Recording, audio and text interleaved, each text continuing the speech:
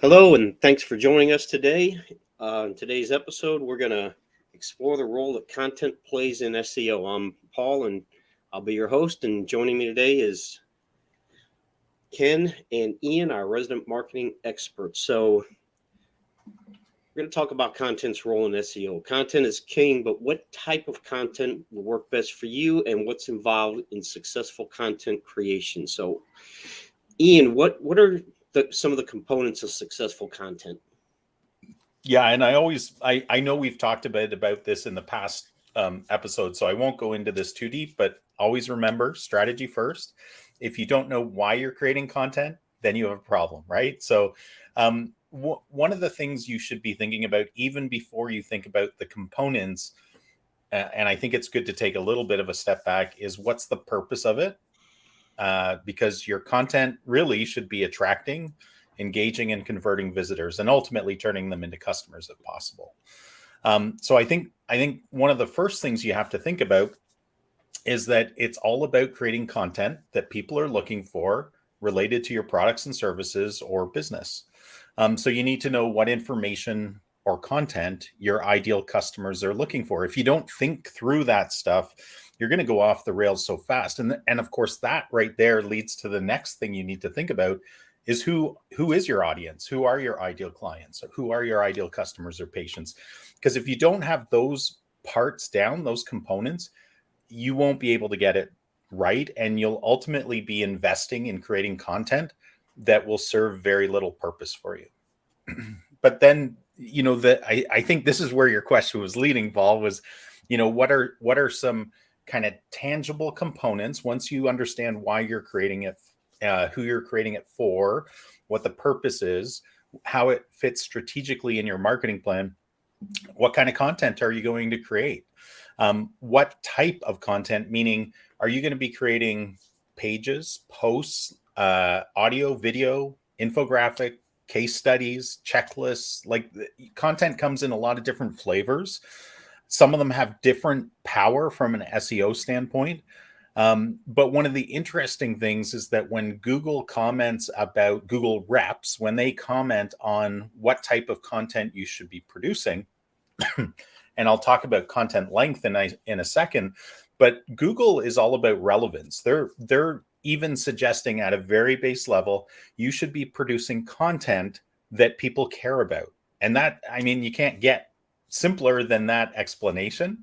And the people that care about it that you want to attract, right? So some other things you should be thinking about is the reading level. The average reading level in the US is grade 7 or 8. And it's pretty similar in Canada as well. So think about that too, because some people try to get really, really wordy or scholarly, or they like to prove their expertise by the words they use. But if that's not what your ideal client wants to consume or feels comfortable consuming, because there is a place for that. Like if you're a B2B business and you're trying to attract physicists that their whole mind and what they're looking for is expertise in that realm, or engineers, or, if you're B2B trying to attract dentists who use a particular product, you have to get pretty specialized, right? But for most businesses that we're talking to, small and medium-sized businesses, you need to be speaking at the right level. Content length. So you need to consider, well, how much content should I be producing? Meaning, if I'm producing a page or a post, what's reasonable? What's going to help me from an SEO standpoint? And so the two key, and Ken's going to go into more detail about some of this, but the two key audiences are Google, or the search engines, and that's what SEO, that optimization is for. And then the people you're trying to attract, your audience. So again, what Google cares about as far as content length is how much content does your ideal customer need to read in order to fulfill or satisfy the intent of their search. That's really, has Google mastered the art of sending traffic to those sources? No, probably not. But that is their purpose of content length. And they've stated that. So oftentimes you'll hear marketing experts talk about like your blog posts, your pages should be about 1,000 words in length. Other ones even go so far as to say 2,000 to 2,500 words in length. So ultimately, it also depends on your competition, right? If your competition has virtually blank pages on a topic, and I've seen this, you guys have probably seen this, and then you come in and you write really, really good content that's 700 to 1,000 words in length for a particular service, you'll knock it out of the park because the competition is so low in your local community. There's kind of a lower level threshold though, too, isn't there, Ian? Where, I mean, you've got to have a certain amount of content before there's even enough content for Google to, and the search engines to really figure out what that page is all about. Yeah, I mean, you need to. So we've talked about signals signals in content, Yeah, yeah, and I think the key here is um, signals is just one framework or like a way to think about what your website is doing from an SEO perspective to help Google send you traffic, right? So think about it as sending signals to Google. You have to send enough signals. There has to be enough content there in order to include the keywords and the content that people are searching for, the information people are searching for. So, my threshold is actually 700 words. I feel like if we go below that threshold, we're in dangerous territory of having thin content. Other people say 500 words. I don't know what your thought is, Ken, but 500 words is not a lot of content. No, I mean, I think certainly, absolutely no less than 500 words. Yeah. And what's staggering is how many websites you go to and you look at the pages and how many pages have well less than even 500 words. And yet they want to rank for search, Yeah. Yeah. Well, and the other, if you flip it around and think about it from the consumer or the business standpoint that wants to hire you, if you don't say enough about your service or your product or your business, who they're hiring, what they're hiring you for, you leave a question in the user's mind, where they don't have confidence that you can do that you say you can do, right? Like if you leave too many questions in the user's mind, you're at a disadvantage already, and you don't want to do that to yourself. Yeah, I mean, I think the way I like to look at that is, communication gap. When if you leave a communication gap, it will be filled, and it will probably be filled by something that is not optimal for your business. Whether it's politics, whether it's websites, and business websites, even relationships, leaving content gaps is a really dangerous thing to do. Yeah. Just some other things to think about. Frequency of posting, like as you go into this, what's a sustainable rate of posting that you can do, of producing content? You don't want to do it in fits and spurts. You want to have consistent content production. Are you going to source your content from places? Like, who's going to help you produce your content? It's all very important. I mean, as this is the one I run into a lot, is that most business owners, they're experts in their business, right? So they think, well, even if I'm not really a great writer, although a lot of people do think they're half decent writers, at least that's my impression when I speak with them, that the thing to remember is, assuming your SEO works, your marketing starts to take off, you start to get busier. You may not be super busy now, but as you start to get busier, are you going to have sustainable time to keep producing your content? And usually the answer is no. It's a very simple, when are you going to, Mr. or Mrs. Orthodontist, when are you going to have time to write blog posts, right? And I've run into this all the time. And so usually we can convince people, or just help them understand, like it takes a lot. And this isn't your superpower. Your superpower as an orthodontist is to help people with their teeth. It's not to write content. And our content writers are much better, more efficient, and they'll do it, optimized for SEO. So, real world proof, you should be thinking about that, and make sure that, you're focusing on, one of the things we see as a common issue too is B2B businesses thinking more from a B2C standpoint and B2C thinking about B2B. So you need to be really clear. Again, it's all about who your audience is. So Be super clear on that stuff. And if you get, again, if you start with strategy and if you do these things, you're going to be off to the races for sure. So, Ian, what about like B2B versus B2C? Tell me more about that question, Paul. Well, when you're writing content, if you're and you touched on this, but if you're a business to business as opposed to business to consumer, is the content that you produce different? Yes and no. I mean, to me, it maybe I've been doing this so long that it's simpler to me than to some business owners, and that would make sense, right? A familiarity to it and consistent delivery makes you pretty, just comfortable with things. But what I would say is it's all wrapped around the audience, right? If you know the audience, so in a B2B audience, they're radically different than a B2C audience. But both sides, we've talked about this in past podcasts, both sides want to make two types of decisions. They want to make an emotional decision and they want to make a logic decision.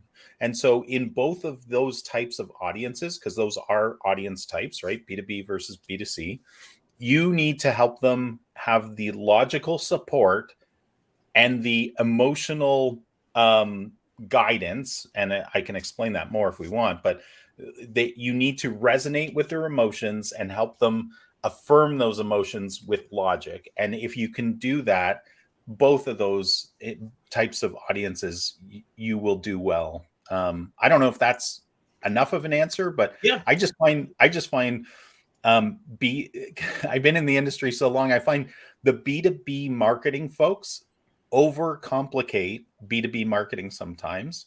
And it's only, I think, because B2C marketing is so much more commonplace. But I've spent a large part of my career in B2B marketing, business to business marketing, and it's not complicated. It's just you have to, and I think this is the biggest gap, and that's why I tried to clarify it at the beginning. You have to know your audience. If you don't know your audience, all of this is wasted effort. I think, Jen Kelly used to talk a lot about this when she was on our podcast.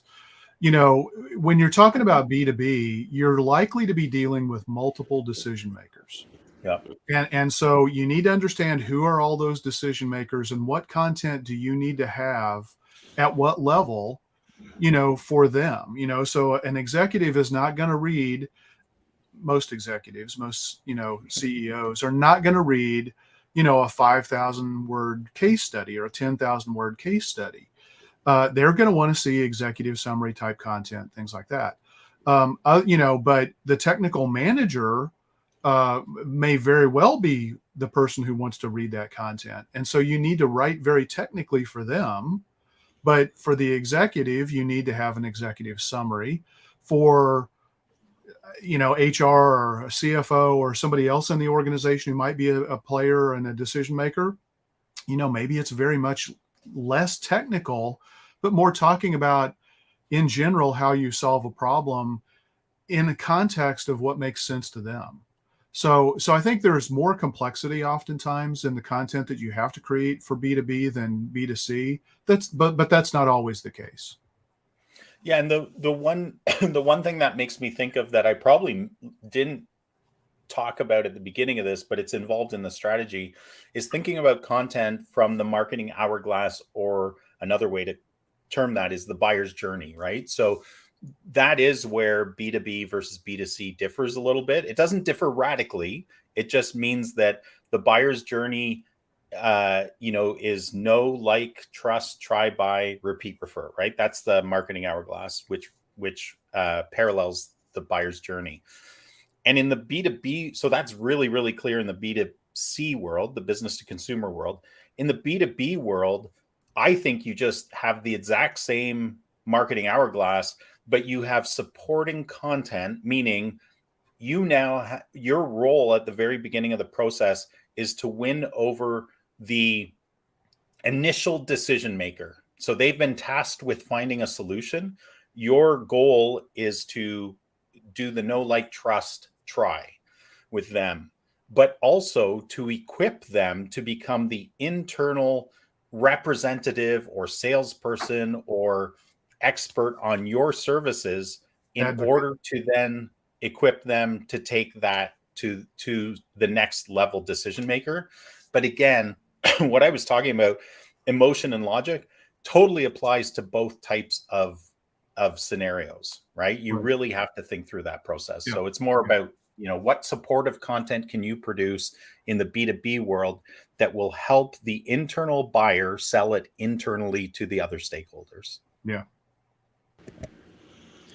Ken, I think there's a lot of misinformation or outdated information about this. That's why I'm asking this question. Should you create content for people or for search engines? You should always write for people, but you always have to know that you also have to structure the content to make it easy for the search engines to figure out what it is and what it's all about, and get it indexed. And when you do it right, when you know the principles of on-page SEO and you understand, you have to think like a publisher. If you think like a publisher, that really gets you down the path of writing good content. It's going to give you structure. It's going to give you the headline structures, the H1, the H2, the H3, etc., that the search engines want to see. But it also helps your user skim the content and navigate the content, because most people, when they land on a web page these days, they skim it first. They look to see, is this answering the mail, the problem that I have? And if something picks out they pick something out and it jumps out to them and speaks to that problem, they're going to read that section in more detail.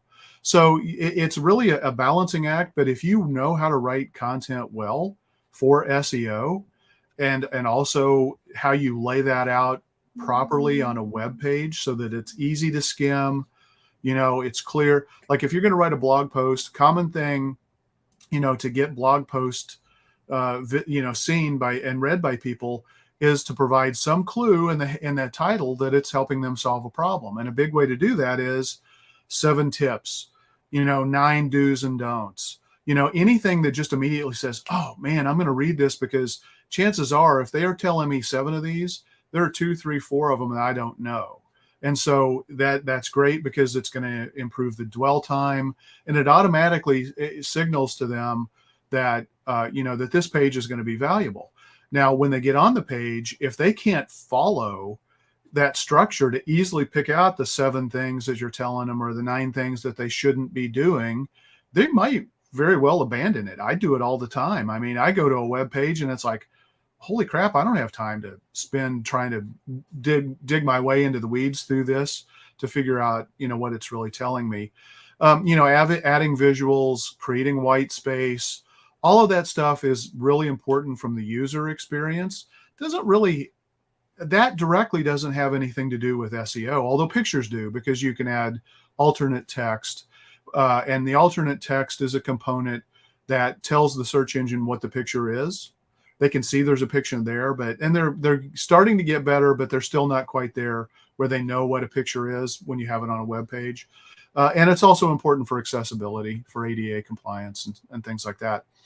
But yeah, you want to lay out your page properly. And again, as Ian mentioned, you've got to think about what is the buyer's problem. What are they looking to solve? Where are they at in that decision-making process? The buyer's journey, or the marketing hourglass stages that Ian, so accurately described. You've really got to think about that. So that's why one of the reasons why blog posts work really well from an SEO perspective, because we live in a world where people are starting to put questions in as their search, or they're speaking questions into their mobile devices, asking and expecting to get search results that way. When you do that, it's actually what we call a long tail keyword phrase, meaning, it's not just plumber city, it's, kitchen cabinet painting, trends for 2023, that, now that whole thing, that whole question really has become a long tail keyword phrase.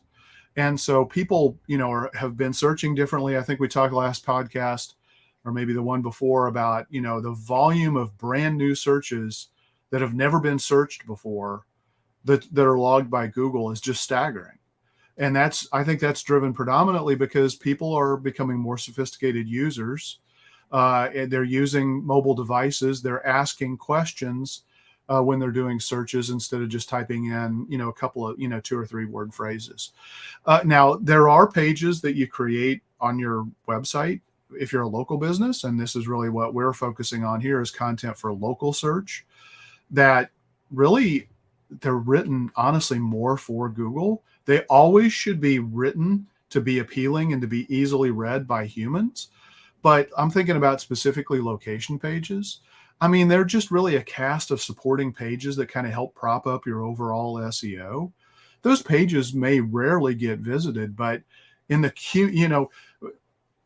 HubSpot, when they launched and they talked about this concept of inbound marketing, the more quality pages you have on your website, the more likely it is that you're going to be found. You're going to get more links. You have more pages for Google to index for more search phrases. If you do it right and it's architected properly, it can be a real powerhouse. As Ian said, if you just write content without strategy, willy-nilly, just to write it, that actually can be confusing to the search engines to say, I don't know what this site's really all about. It's all over the map. It's got some stuff over here, and whatnot. So I think that's really important. The other thing is, as we were just talking about, this idea of gobbledygook is really important. You do not want to fall into the trap of using overly jargonistic language. And so too many people, when they write their own content, they write it for what they would look for, what they know to ask. But most people, and this is where, I think B2B is frequently different, where a lot of times you have to educate people that there is a new solution that's available. Whereas, more of the B2C stuff may be more straightforward. It's like, I've got a leaky toilet, that's pretty straightforward. People know how to ask about how to find a service to go find that. They've been doing that for a very long time. But, and I'm sorry, I'm a little bit all over the map. But what you don't want to do is you don't want to use such technical language or your own internal language that you use to communicate with your team and your other peers and things like that, at the expense of customer X not having a clue what you're talking about. And so now it's not to say you probably need both pieces of content on your website.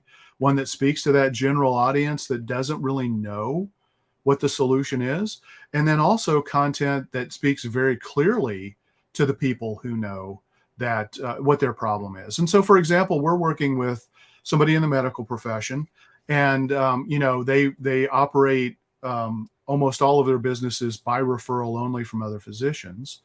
And so, they need to have technical terms on their websites because the patients that are being referred to them are probably doing a search for somebody who can do some pretty, technical or sophisticated medical procedure. And so that's what they're going to be typing into the search. But there are also people who may not know enough to really describe that. And so it's like, I've got this pain in my side, what do I do? And so you depending on the nature of the website and who you're trying to attract and who your ideal customers are, you might need to have content that is very educational, that just helps people kind of get a feel. It's like, okay, well, maybe this is somebody that can help me. Maybe I need to call and schedule an appointment, or at least, have an initial conversation, so you just, like Ian said, you really have to frame it with strategy. You have to understand who your ideal customers are. And then you have to have content that's written accordingly. And when it comes to structuring the content, unfortunately, most of the time what people are sold from an SEO perspective is on-page SEO. which is basically the blocking and tackling level SEO work that needs to be done. And yeah, it's important. You need to have your meta titles and your descriptions and your alt text and your headers and your anchor text or links to either external websites from your website or internal pages. All of these things need to be done well. You need to have schema markup, all that kind of stuff. You can certainly do a lot of that, but if you know that structure and you create really good, effective page templates, like, I'm sure, Ian, you guys do it, we do it, where we know there are just really good formulas and really good structures of ways to write content that accomplish both speaking to the person, but also speaking to the search engines and being effective with both. So, Ian, without content, there's this thing out there called PageRank, and without content, you can't have PageRank. So, what is PageRank, and what is some of the things that determine that? Sure. So PageRank is actually the original Google algorithm, and it's been around since 1998. In fact, it's been around longer than Google's been around, because the two founders patented it before they started Google. But really, what it is it's and before actually I explain a little bit more about it and why it still matters today, is that Google has actually come out very recently, like in the past few years, because the industry asks, is this still relevant? Is this being used? And they've actually come out and said PageRank is still being used. It's still relevant. The overall algorithm that's being used to rank pages has gone far beyond this. But this core part of the algorithm, PageRank, is still around and still being used by Google to rank web pages. And really, its main focus is to rank the page on a website, because websites aren't ranked, pages are, right? So that's an important thing. We've talked about that before, but I think that's often overlooked. And it's really to determine what's the strength of a page in Google's views. And two of the main things, and I'll explain some other things that might be relevant too, but two of the biggest things that Google's looking for, and this is how it all started, this is how the Google algorithm began, is it all had to do with internal linking and external linking. So how do your pages interlink with each other, and the strength of those linkages, and we'll talk a little bit about hub pages and why those are so important because of this.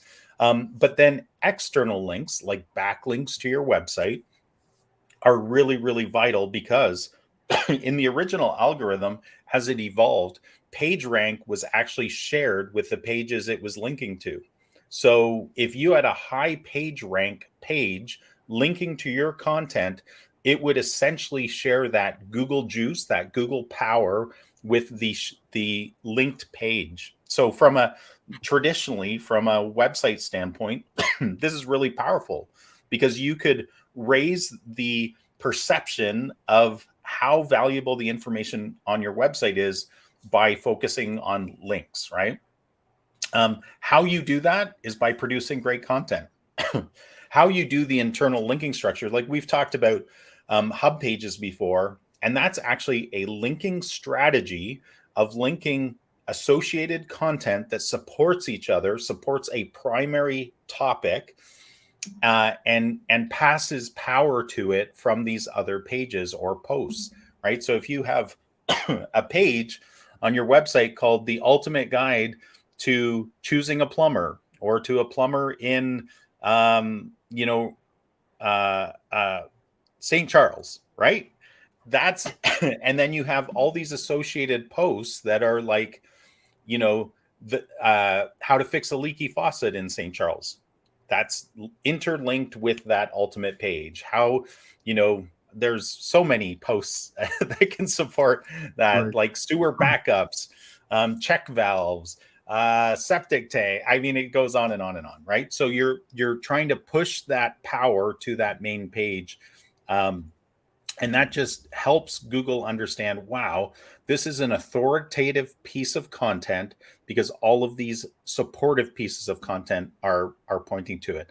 And then when you can add to that external links to it and external links out to authoritative sites, it just gives extra power. So some other elements you want to consider related to that are the frequency of the keywords on the web page. Like, Ken and I were chatting a little bit about this earlier on in this podcast, but if you don't use the keywords that people are searching for related to the topic of interest that they're looking for, they're not going to find it. Google's not going to be able to have those signals match up. Now, Google's pretty smart. Like, the algorithm can use synonyms and associated topics, but you have to include those keywords, or you're not even catching that or grabbing that low-hanging fruit. Location keywords on the page, right? If that example, if you're in St. Charles and you're a plumber, man, you better be using the word St. Charles and some of the associated area towns around it. You need to use it in headlines and subheadings, body text, meta descriptions, alt text, right? The key is that you don't want to be overly manipulative. You want it to be natural, because Google is a super smart algorithm. And also because we're going after those two target audiences that Ken was talking about, the robots and the people, it needs to be natural to read too. It can't be like super clunky. Just some other things, like how old is your web page? That plays a factor. If you're a brand new website, you're at a disadvantage to a website that's been around for 10 years that may have some of these other elements in place. So it's going to be a work in progress to steal away some of that rank share, basically. We talked about linking. Some other tips are focus on the topics that are relevant to your local area. So as an example of this, we're working with a crawl space encapsulation company that's in a particular area of North Carolina. They have particular challenges in that area because of just the weather patterns and some of the bugs there, and right. So you need to be focused on the particular problems people are faced with in your particular area so that you can speak to those. The reason, again, why you want to do that is because that's what they're searching for. They're searching for a solution to those problems. Make sure your content is well written and informative. Promote your content, right? Promote it on social media. Again, it's all about getting more eyeballs on it that are looking for your service, that will spend time on your pages, that will engage with it and ultimately convert, right?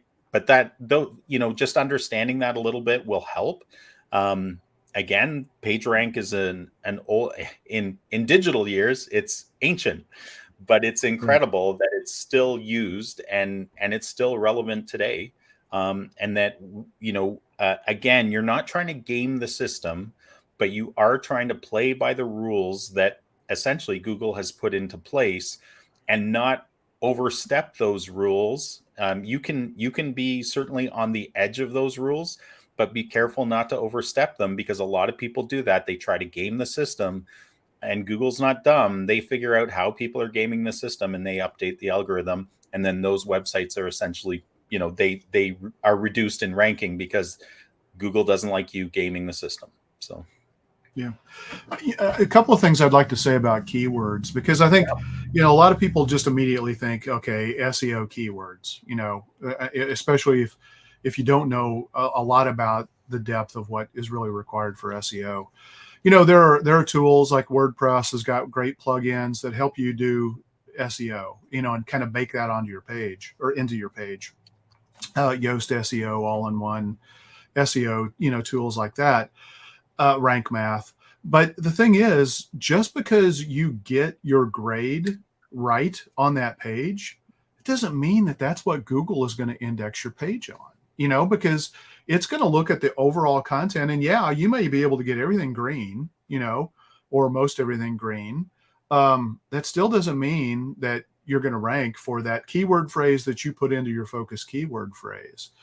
So that's one point I wanted to make. I mean, and so it's like, just because you write a structured page, and that's really what these tools help you do, is just make sure you get good structure to give you a really great chance at ranking. It's not enough. And so you still need, that's why, SEOs still needs outside review and evaluation on a regular basis. It's not a one and done kind of a thing. The other thing is, a lot of people, they want to write content over and over and over again about the same keyword phrase. And, they kind of bastardize their performance of any of their pages because they're trying to get all of this content to rank for the same keyword phrase. And so again, you have to do content by design. It has to be architected and thought out and executed as a system, instead of just, oh, I'm going to write a page about, this. I'm going to write, and then I'm going to write a page about this, but I'm going to use the same keyword concept, and that's really what I'm going to try to rank for. So those are a couple of things, that huge mistakes that I think a lot of people make. And Ken, I love it that you brought up the talk about Yoast and plugins, the garbage in, garbage out, right? I'm sure you guys have landed a client, and part of the discussion is, I don't know what's wrong. Like, all of my Yoast scores or my rank math scores are brilliant. And then it takes us, who understand what's happening, 2 seconds to look at it and go, well, but every page is targeting the same keyword. So you've created huge keyword cannibalism. Right. So Google doesn't know. I think I said bastardization, like, but it's cannibalism. Where do we send traffic to on this topic? Yeah. Right. Yeah. And then, the point about understanding which keywords, that's why we incorporate, and you guys incorporate, keyword research into this overall strategy. Because if you don't know, like, you can make educated guesses for sure. Every business owner could probably sit down and hash out at least a seed list of 10 to 15 keywords that absolutely people search for, just because they're in the industry, they hear the questions people are asking. Those things are excellent parts of seed lists. But until you actually use a keyword research tool and you start pumping out, like, well, what are the main keywords related to, how are they sorted by volume of searches in your area, right? We have access to that kind of stuff. What are the related keywords? What are the questions people ask related to those keywords? I mean, this is not like a 5-minute, plug in one term and have it spit out a list, which is what a lot of kind of online, plug and play tools will do. There's kind of experience and expertise that goes into this to help draw out what are the keywords that matter most to you, and then also considering the intent of those keywords. And that's where these tools have gotten more sophisticated too. And Google has gotten more sophisticated, is Google cares about the intent because the searcher cares about the intent. So as an example, in the accounting world, we have accounting clients, CPA clients. There are an awful lot of searches related to the term CPA, because that's an informational term. It can be commercial as well, transactional a little bit. But if somebody were looking for CPA in my area, that right there is starting to tell you, okay, that person is actually looking for a commercial intent, a transactional intent. And so as a business, you need to be focused on why people are searching for the content, produce content for that intent so that you can create those signals with Google, attract more people, boom.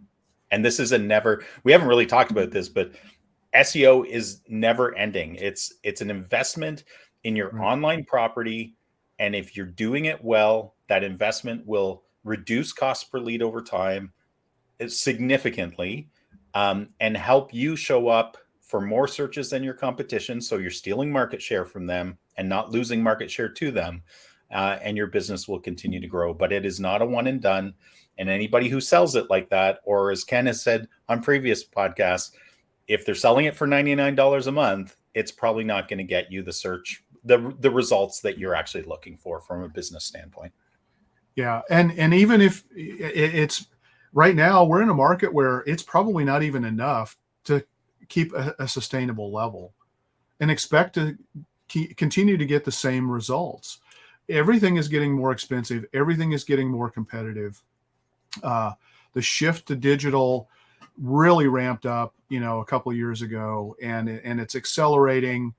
And, so even if you were spending a decent amount on an SEO budget 2, 3, 5 years ago, if that budget has maintained its level, you're probably losing ground. And a lot of people, I know that's a tough answer for a lot of people, but it's the reality, folks. And, we've talked about on this podcast, SEO is your best long-term strategy if you're able to make the investment, and it takes the investment. I mean, you've got to be able to make the investment level to make it work for you. It's going to give you your highest return on investment and your best performance, and it's putting it into a property that you own and control, unlike so many other places online. So that's enough about that. So this internet fad thing is here to stay, huh? Probably. At least for a little while more. One thing I'd throw in there is that, because someone asked this question of John Miller from Google, there's this thing called, within the SEO industry, used by these tools, whether it's SEMrush or Ahrefs, domain. You're going to say authority score, aren't you? Yeah, domain authority. And someone asked John Mueller about that, and he said, look, Google does not rank websites. And this was back to the page rank thing. He said Google ranks web pages. So he said Google does not have anything called domain authority. We have something called page authority. They still use it. It used to be available for you to see. Now they're hiding it. But just know that the Google algorithm does not rank domains. They rank, or websites, they rank pages. And now, just to clarify though, because this is where we all geek out in this topic, is if domain authority can be useful because it's an aggregate of what all the pages on your website are doing, but it means nothing to Google. Right, except where they align is that if the page rank of pages on your website are strong enough as a whole, they will give extra page rank to each other. So in essence, that aggregate rating that we call web authority, page authority, domain authority, like it's not mystical. It's trying to take what Google does and give us a single, because PageRank used to be visible. You used to actually be able to see the page rank of every single page you visited. That went away. Right. And so this is the industry trying to then understand, well, how does my website as a whole, how is it viewed by Google? And I agree, sometimes I find their comments a little, it's like a corridor, right? They stay within the corridor of the question, but they don't want you to understand the bigger picture sometimes. They don't tell you a lot about the algorithm, is what I'm trying to say. Right. And they never will. No. So, Ken, on 45 minutes here. So, what are some of the most common types of content, and when and why might they be used? Are there times where you wouldn't want to use, are there certain industries that may not want to use a certain type of content? Okay. Well, so websites, traditionally are built typically with web pages and usually blog posts. A lot of people, include blog posts in their web page structure. They're very similar. They're designed to do a little bit different function. So web pages, you're going to have your home page. You're going to have your about page. Those are two really critical pages to pay a lot of attention to from an SEO perspective, because those are probably the most visited web pages. And so you need to think really long and hard about those. Then you're going to have services pages. What drives me nuts, or product pages, if you're selling individual products or product families online. What drives me nuts is a lot of times people will write a single service page, that's just generic for, plumbing services. And then they have bullet points where they have a 2-word description of drain cleaning and, emergency plumbing and hot water heater installation and all that. And then they wonder why they don't rank when somebody's trying to do a search for, hot water repair in my city. You didn't give Google enough content to help you rank for that phrase because you just put it as a bullet point with 2 sentences on a generic services page. So those you need to have a page for every important product or service that you want to be found for.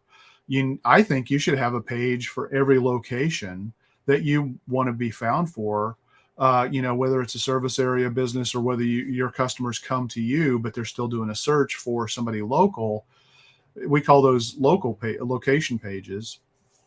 There are landing pages. Typically, landing pages, you by design, you don't try to rank those because those are where you're driving traffic to specifically with the intention of getting conversions. Although in some cases, maybe you do want to rank landing pages, but those are kind of the web pages in general, contact page, things like that. Blogs are written, really because they give you the ability to kind of start to demonstrate that you have that expertise and authority.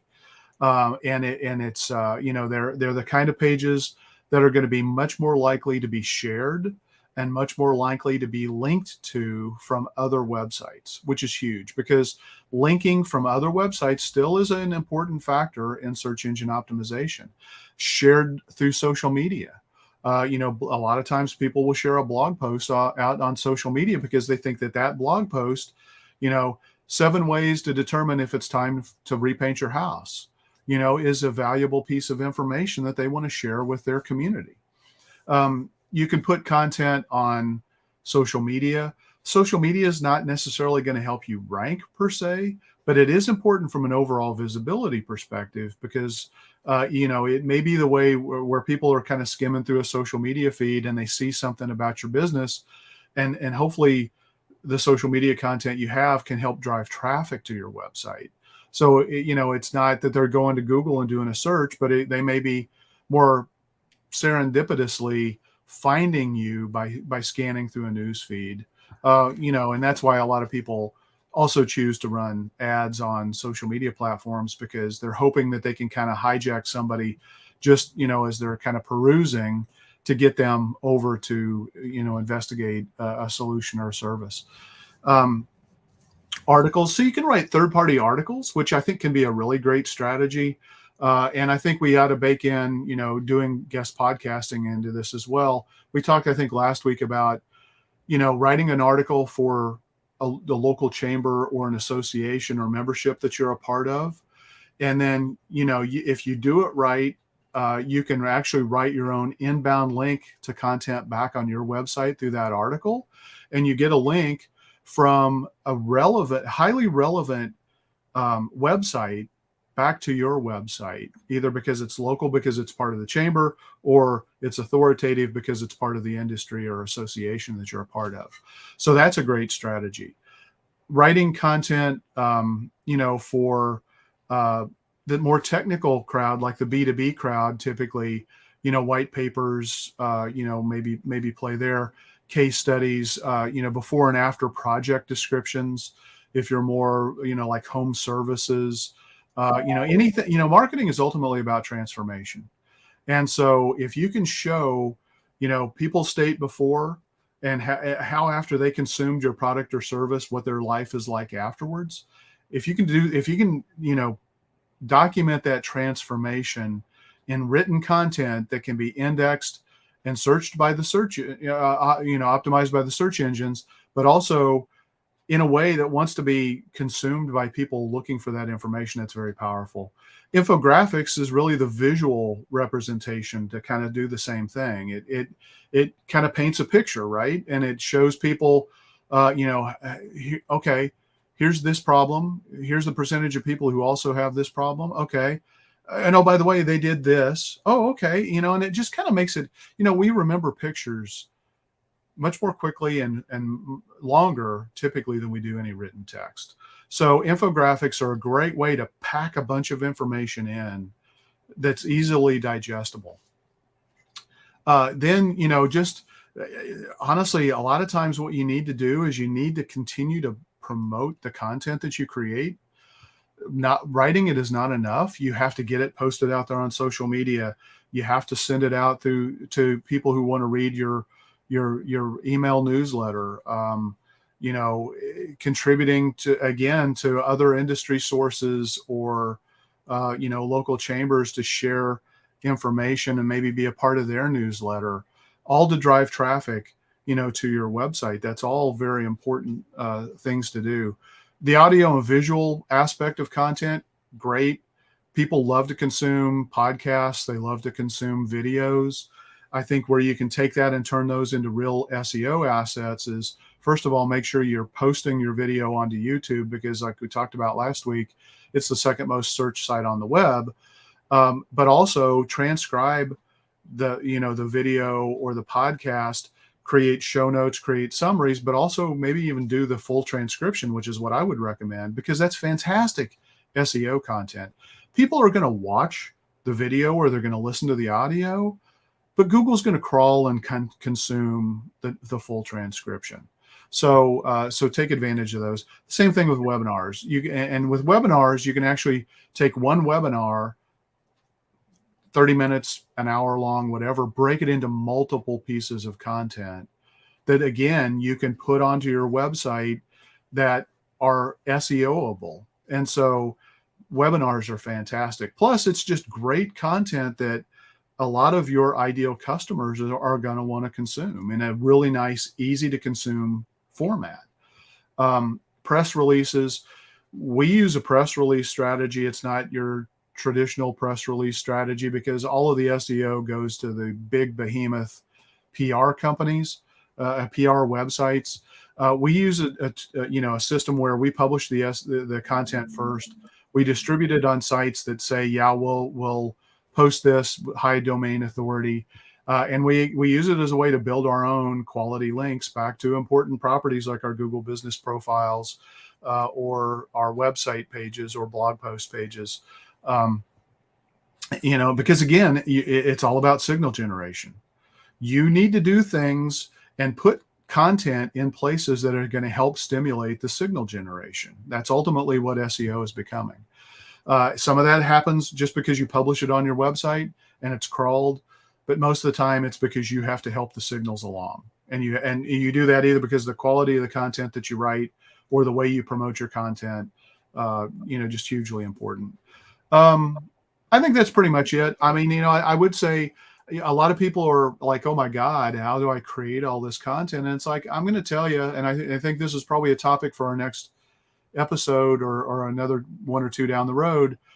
You're natural content creators. You just aren't capturing it and you're not using it effectively for SEO purposes. Yeah, there's a lot of different types of content out there. And this is a long and involved topic. So like you said, we'll probably have to revisit it on future podcasts. So I think this is probably a good place to wrap up. We're almost at an hour here. Ian, you want to take us out? Sure. Before I do, I just want to say I love two words that Ken said today. First of all, he introduced the term serendipitously, which I thought was awesome. And then SEOable. So awards to Ken for bringing in interesting words for us today. I loved it. Well, what about keyword bastardization? There we go. I'm trying to get that term to rank. I love it. It'll get there. So thank you, Ken, Paul for leading us in this. This was a great topic. Look forward to the next topic. And thank you for joining us today. I hope you get a lot of value from this. Please remember to share it with friends. We love, as our audience grows, we love having more influence and exposure.